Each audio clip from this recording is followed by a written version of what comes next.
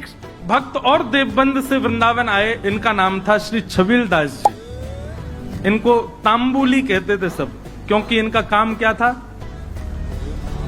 बीड़ी बनाना, तांबुल पत्र आदि सब समेट करके और बीड़ी बनाकर, अच्छा पूरे जहां कहीं भी रस भाव से ठाकुर जी की सेवा होती है, अनेक स्थानों पर महाराज जी बीड़ा का भोग लगता, पर हमारे वृंदावन में बीड़ी का भोग लगा, बीड़ी छोटी छोटी। क्यों? मन में भाव है नेक नेक से लाला लाली है, इतनी बड़ी बीड़ा बना दो, कहाँ खाएंगे बाकू? नेक नेक से बीड़ी बनाओ, छोटी छोटी बीड़ी बने हमारे वृंदावन में। नंदगांव जाओ और कहीं जाओ, इतने बड़े बड़े बीड़ा रहे, बीड़ा बीड़ी समझ रहे हैं ना, कैसे के पान की जो सेवा रहे बात बीड़ी के हैं, और बीड़ा के वो बड़ो रहे, छोटी रहे वो बीड़ी। तो छबील दास जी तांबुली, ये भी देवबंद के थे।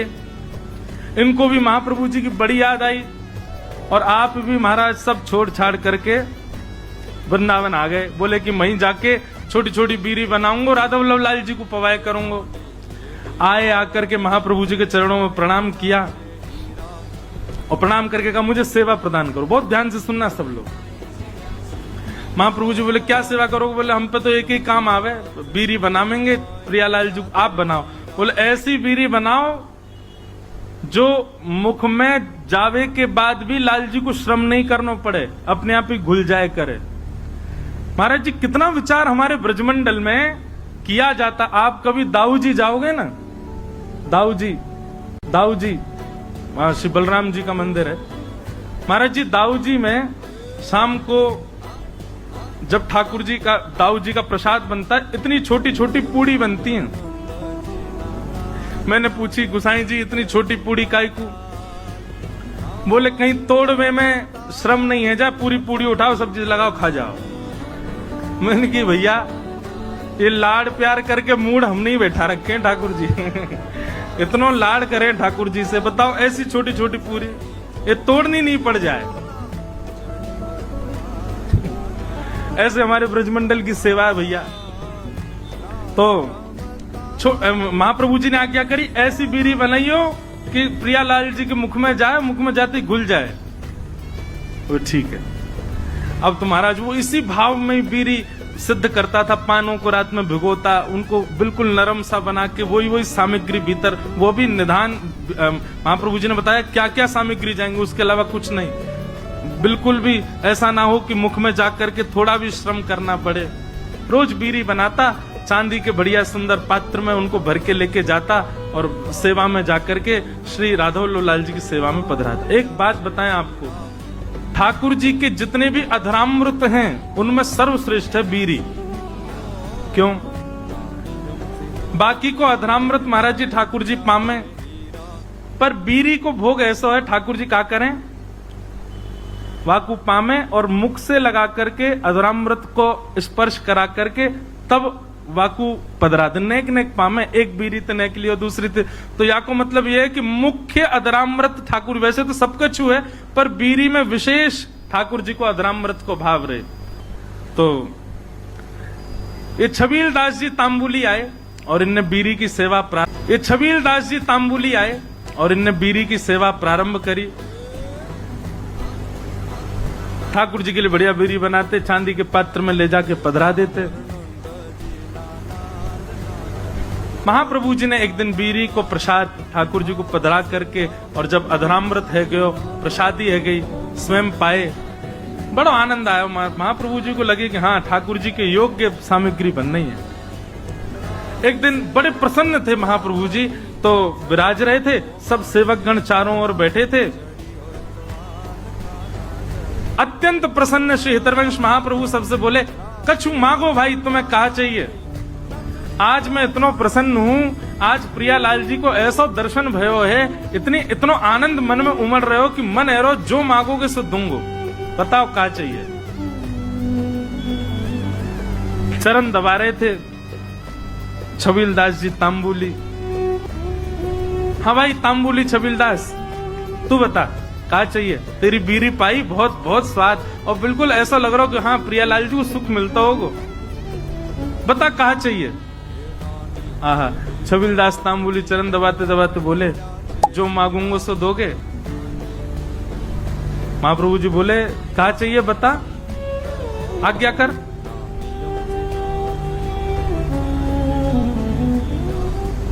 सावधानी से सुनो, बता क्या चाहिए।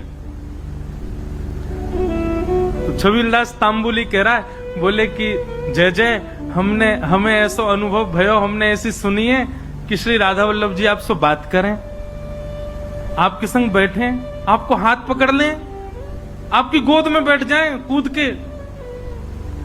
ऐसा सुख मोह कब मिलेगा? ये मौसम बात कब करेंगे?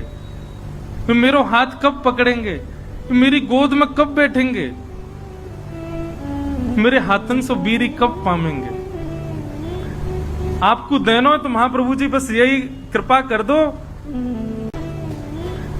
आपको देना है तो महाप्रभु जी बस यही कृपा कर दो कि श्री राधा वल्लभ लाल जी प्रत्यक्ष काउदना मेरे सामने प्रकट हो जाएं और जैसी लीला आपके संग करें, मेरी गोदी में भी कूद के बैठ जाएं एक दिन, मुझको भी वो सुख मिले, ऐसा अनुग्रह कर दो। महाप्रभु जी प्रसन्न भाव में संध्या के लिए जा रहे थे और जाते जाते वो ऐसे ही बोल गए, चल ठीक है दियो, राधा वल्लभ जी कृपा करेंगे तो पे, और चले गए जमुना जी। कोई ऐसा भी नहीं कि विधि विधान से बैठ के आशीष दिया हो, उठ के जाते जाते बोल गए, चल दियो, कृपा करेंगे। नेत्र सजल है, बोले अब कब होगी कृपा ये तो जाने नहीं, पर गुरु आज्ञा आए तो निश्चित कृपा होएगी। स्नान ध्यान करके वो भी बीरी की सेवा तैयार सिद्ध करने लगो, और बीरी सिद्ध करके महाराज जैसे ही लेकर के राधा वल्लभ जी मंदिर में आयो, संयोग से कोई भी नहीं मंदिर में, अकेलो छबीलदास तांबुली बीरी भोग लेकर के भीतर गए, ढूंढन लगो, कोई सखी मिले, सहचरी मिले, कोई सेवक मिले तो दम भैया अंदर पधराए दो। जैसे ही समीप गयो तभी कहा, देखो युगल सरकार दोनों एक दूसरे गले में गलवैयां डाले, तांबुली को देख करके मंद मंद मुस्कुरा रहे हैं, और मंद मंद मुस्कुरा करके श्री जी इशारों कर रही है, इतकुआ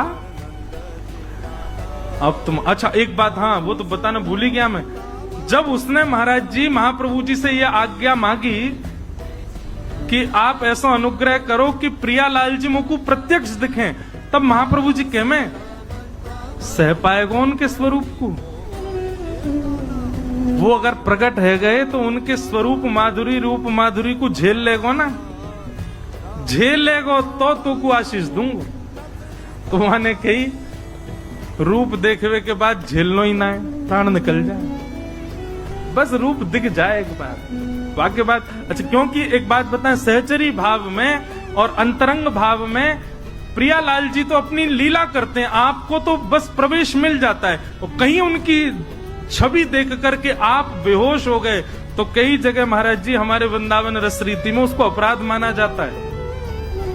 आपने जरूर अपनी गुरु निष्ठा में कोई कमी छोड़ी होगी, जरूर अपनी निष्ठा भाव, इसीलिए आप उस छवि के भाव को सहन नहीं कर पाए।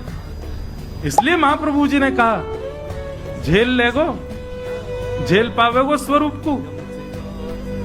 छबीलदास बोलो आप कृपा करोगे तो सब संभव हो जाएगा। तो महाप्रभु जी कहेगा हाँ ठीक है, होगी कृपा।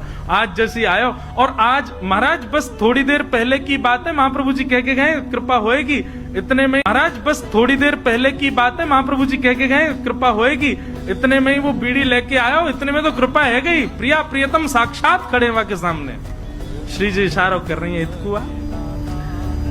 छबीलदास के 2 बार तो नेत्र बंद भये, हाथ पाम वाके होश में नहीं, ठंडो पड़ गयो पूरा, कभी इतकू जावे कभी उतकू, बस गिरवे ही वारो। इतने में ही वाने महाप्रभु जी को स्मरण कियो, हितवंश महाप्रभु को स्मरण करते तुरंत चेतना आ गई, मानो गुरु ही कृपा करके ये बल दे रहे हैं कि प्रिया प्रियतम को देखो, उनकी बिना कृपा के देखे ही नहीं पाओगे वह स्वरूप को। छबीलदास सामने खड़ो है, अब कहा बोले ठाकुर जी से, ठाकुर जी तो मंद मंद मुस्कुरा रहे हैं, श्री जी कह रही जोर से मत मुस्कुरा दी, प्राण निकल जाएंगे आके, ऐसी छवि ठाकुर जी की। ठाकुर जी बोले खड़ो ही रहेगो, कछु करेगो भी। छबीलदास बोलो मुंह पे तो कछु आ भी ना, कहा करूं जय जय। बोले कहा करूं, कहा वो दूर डिबिया लेके खड़ो बीरी की, इतकुआ बीरी पवा। अब वो गयो महाराज, हाथ पांव कांप रहे हैं वाके, ऐसे डिबिया खोल के और ठाकुर जी के आगे पधराई दी। ठाकुर जी बोले बाबर ही है बिल्कुल ही, अरे निज करसों उठा बीरी और मुंह में पवाए दे, इतना विलंब काय को करे। जैसी बीरी उठाए करके ठाकुर जी के सन्मुख करी, ठाकुर जी इशारों के नहीं, पहले श्री जी को पवाए। श्री जी ने बीच में से बीरी आधी तोड़ करके मुख में लाई, बोले अब अधरामृत मुंह को पवा। जैसे ही पवायो महाराज, कुछ छवि निहार करके कौन सुध में रह सके, बस वहीं वह छवि को देखतो प्रिया प्रियतम लीला। जैसे ही पवायो महाराज, कुछ छवि निहार करके कौन सुध में रह सके, बस वहीं वह छवि को देखतो प्रिया प्रियतम लीला कर रहे हैं। अद्भुत छवि को दर्शन करते करते छबील दास तांबुली ने वहीं प्राण त्याग दिए, ठाकुर जी में विलीन है गए। बोलो श्री राधा वल्लभ लाल की। क्या समझ में आई बात? भजन के प्रताप से, आपके भाव के प्रताप से कभी प्रिया प्रियतम दिख भी गए तो देखवे की सामर्थ्य और वास में कहा करनो, ये सामर्थ्य भी गुरु प्रदान करेंगे। ये हमारे गुरु शरणागति लो भैया। गुरु आज्ञा के बिना या गुरु कृपा के बिना प्रिया प्रियतम दिख गए तुम झेले ही नहीं पाएंगे। और फिर का फायदा वास स्वरूप को देखवे को, जाके काजे हमने सबका चुकियो, वही के प्रति हमारा भाव नहीं रह पायो। ऐसे श्री हितरवंश महाप्रभु ने कृपा करके दर्शन कराए।